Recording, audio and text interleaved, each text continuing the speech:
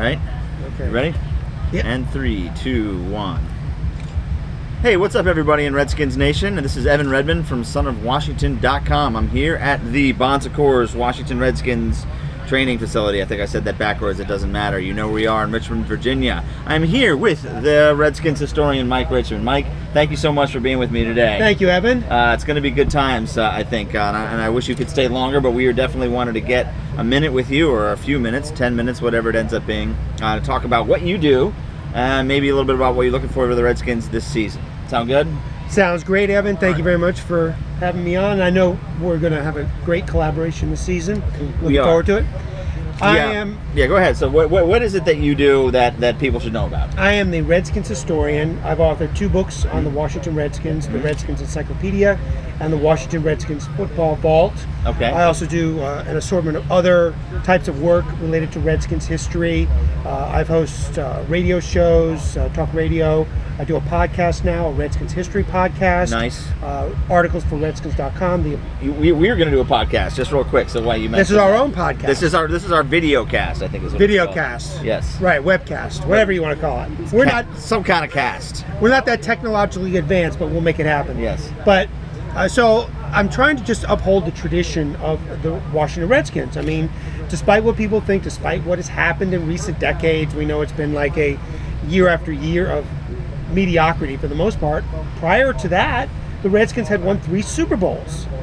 There were glory days. They've been to a total of 5 Super Bowls in their history.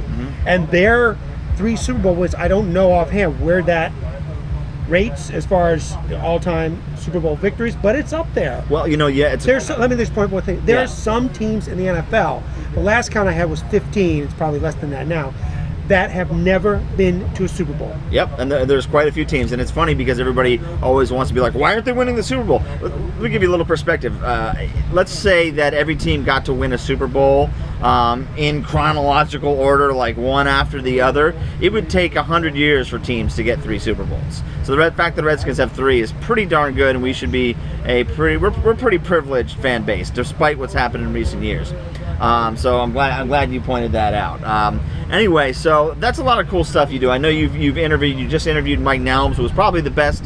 I don't know, you put him next to Brian Mitchell as the best 2 returners in Redskins history. Who was the other guy that it was Mosley. I just interviewed Mark Mosley. Mark Mosley, who's the only kicker to win NFL MVP, which is pretty amazing. On your point of where the Redskins rank in terms of Super Bowls, I think it was Sports Illustrated who recently ranked the best team of all time based on like a bunch of, I think it might have been maybe actually Pro Football, one of those statistical websites that does really in-depth analysis of stats. And the 14-2 team that won in 1991 beat the Bills 37-24 in the Super Bowl. That was actually their #1 team, and that team was this close to going undefeated, and they lost 2 games by a total of 3 points. Right. Well, they lost to the Eagles in the very last game of the regular season. Yes, when they had 2 points. They had all of their starters were out of that game. Right, and then they started the season 11-0, and that streak was broken by the Dallas Cowboys. I think the Cowboys may have won that game.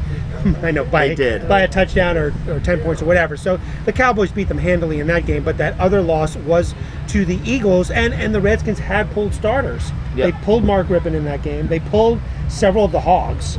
So I think they easily could have beaten the Eagles on that day with their starting unit in. They could have finished 15-1 that season. Easily, and that Cowboys game, I mean, that was Jimmy Johnson. That was their Cowboys were terrible then. This is before they got good, and they had a Hail Mary at the end of the half. And there was like 4 or 5 plays that were so incredibly improbable. Cowboys pulled out all the stops. Michael Irvin had a great game that day. He did, though. I mean, Michael Irvin's a great player. I don't particularly care for him personally, but we have to acknowledge greatness where it exists. I also want to say that according to Greatest Teams, let me just add this point regarding the 1991 team, and Joe Gibbs told me this in an interview. He said he believes the 1983 Redskins team was better than the 91 team. He believes that was his greatest team in his first era here in Washington. Yeah, you know what? And a lot of people say that. And the crazy thing about it is, of course, they didn't win the Super Bowl. That was the infamous Jack Squarick game where he intercepted Joe Theismann on the rocket screen just before halftime, and the Redskins Raiders blew the Redskins out in that game. So right. It's awesome to talk Redskins history. I can do this all day long, man. This is great It's stuff. fun to talk Redskins history, and see, a lot of people don't understand the tradition of the Redskins, and that's what I've been trying to do over the years. And you obviously know about Redskins history as well. I mean, just all we've heard about is since the last Super Bowl victory, just a handful of playoff appearances, and just this streak of mediocrity, losing seasons or whatever. So, and what's unfortunate, and what I think is happening in the DC area these days, is a lot of kids are growing up with this, and they're not rooting as strongly as they should be for the Redskins. That's absolutely true. I mean, because if you were born, or even if you were born anywhere in like the mid '80s, and you really started watching football, maybe when you were like 10 years old, anywhere in that era, you've never seen the Redskins be really good. I mean, I was 13 years old when the Redskins won their first Super Bowl, and so that was it for me. I was locked in. There was no choice for me to be a diehard Redskins fan after that.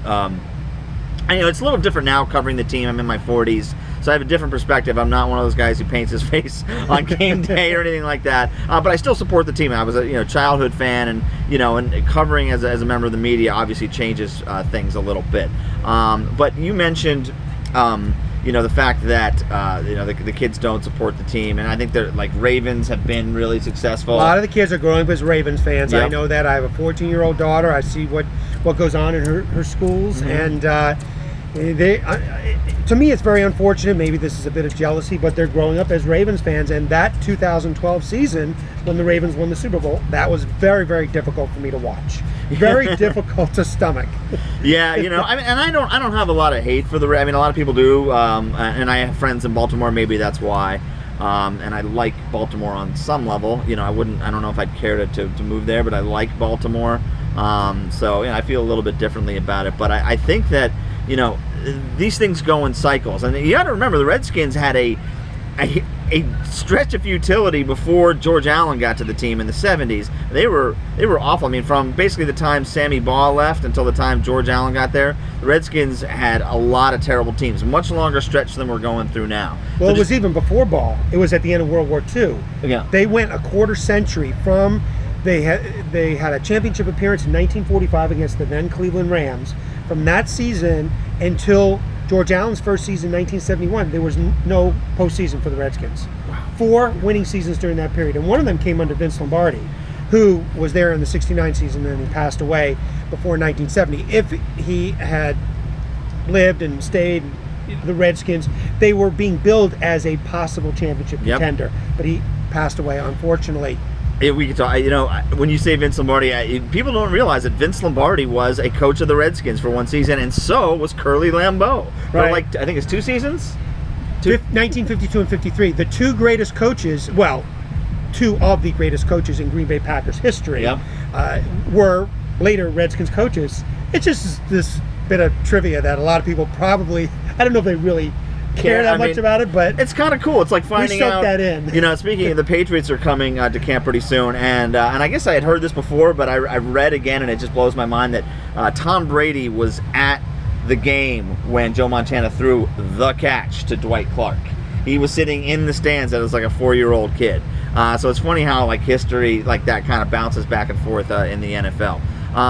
So speaking of the current Redskins, now, and kind of getting back also to what you were talking about the recent futility, in the last decade and a half or whatever it is, there have been some bad seasons and then big splashy off-season moves. And then sometimes it works out, like in 2012 is great. Other times the big splashy off-season moves, new coach, new players, what have you, don't really work out. Why should Redskins fans have hope this year based on your historical perspective and what you've seen so far? 2 words: Bruce Allen. A true general manager, exactly what the Redskins need right now. This organization needs stability. It needs stability in the front office. I'm not saying Bruce Allen is going to be a magician. I'm not saying they're going to win the Super Bowl under him, but they need somebody like a middleman between the coach and the owner. And I think Bruce Allen is that voice. Regarding the Deshaun Jackson signing, I'll admit I was skeptical at first when hearing about that. You're not the only one. When hearing about the baggage that Jackson was bringing from the Eagles, and you had to question, why would the Eagles cut him? He's coming off his best season statistically. He's a tremendous threat. I mean, the defenses can't take their eyes off of him, and he's a great kick returner.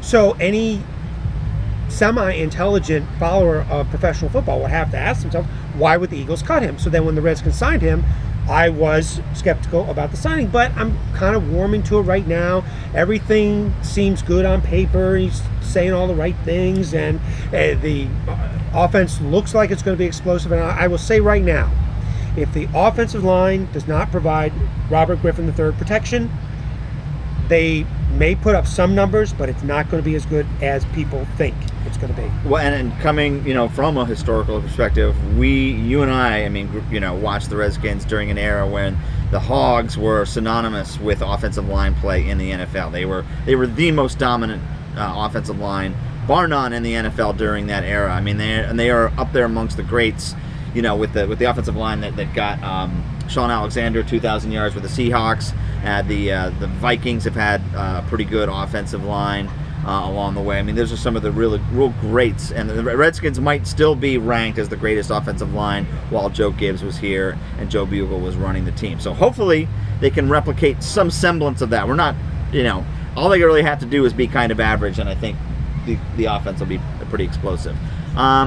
So we have hope for this season. I think we really do. I think that you mentioned Bruce Allen. They've done things the right way. They've given the power to a GM, let him do his thing. They hired a young, hungry coach, not a retread. I fully agree with that. Yeah. So I think they've done. I don't want to say Mike Shanahan was not hungry, okay? But I think a coach who has never been a head coach in the NFL, there's got to be more that's burning inside of him. Yeah. To win. I just psychologically, you would think that. I mean, Mike Shanahan had already won 2 Super Bowls before coming here. Right. His legacy was pretty much solidified. And he really didn't help it too much while he was here. He did not leave. Mike Shanahan is not a positive. I don't know how to say. His legacy was tarnished a little bit during his time here, which is, too bad. I think he's a decent guy all in all. And I got a chance to chat with him maybe once last year, but. Hopefully with the new coach, and this will be a little bit different result coming to you Redskins fans of this season. We're going to wrap it up by anything you want to just add, kind of that's on your mind before we turn off, that you want to, it's some, burning desire inside of you that you want to kind of get out there. Just that, like I was saying before, kind of a reiteration that it's been quite a while since the Redskins were winning consistently. And to your point, let me say this. To your point about offensive lines, I fully believe that this game is still won in the trenches. I don't care about all the flowery stuff on the outside, the receiving core that the Redskins have right now. Alfred Morris, we know he's a great running back. Robert Griffin III, who's there. They need to solidify that offensive line. And on defense, the defense needs to provide a pass rush and stop the run. This game is still won in the trenches. You look at other teams. You look at the Patriots. You look at the Ravens, their great seasons, their 2000 Super Bowl winning season, one of the greatest defenses in NFL history. You look at the Seattle Seahawks last year, going up against a great Denver Broncos offense in the Super Bowl. Look who won that game. Yeah, the Seattle defensive line was as big a reason they won the Super Bowl as anyone think, because they never had to blitz. They just put pressure with those front four. It's all about the line. I agree with you. And I also want to say that the Giants' 2 Super Bowl wins in recent years, they had a great offensive line. Eli Manning is prone to inconsistency, okay? He's not the greatest quarterback, although he did come on in the postseason both of those seasons, but he had a great offensive line in front of him, and that's what the Redskins really need.